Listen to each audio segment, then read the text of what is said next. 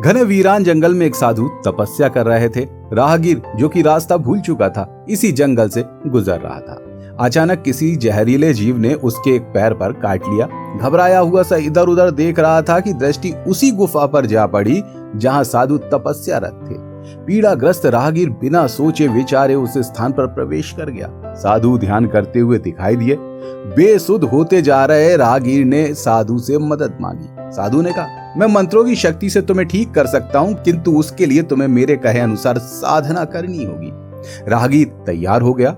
लगभग 1 माह अब बीत चुका था। राहगीर पूरी श्रद्धा से साधु के कहे अनुसार साधना करता, सभी पेड़ पौधों और जानवरों से निस्वार्थ होकर प्रेम करता। अहंकार दूर हो गया था और प्रेम उसके अंदर वास करने लगा था।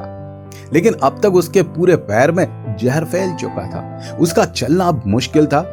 साधु राहगीर के समर्पण और साधना को देखकर प्रसन्न हो गए और अपने शक्तिशाली मंत्र से उसके पैरों को तुरंत ठीक कर दिया।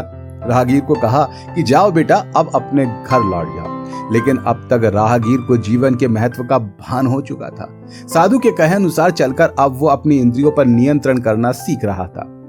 अब वो जब तक की महिमा समझ चुका था। हौले से उसने कहा, हे प्रभु, आपने मेरे पैरों को ही नहीं ठीक किया, बल्कि आपने मेरा क्रोध, अहंकार, वासना और अज्ञानता को भी पूर्णतः ठीक कर दिया है। अब मैं अपनी झूठी जिंदगी की दिशा नहीं करना चाहता, बल्कि आपके चरण कमलों में रहकर जीवन का सत्य तलाशना चाहता।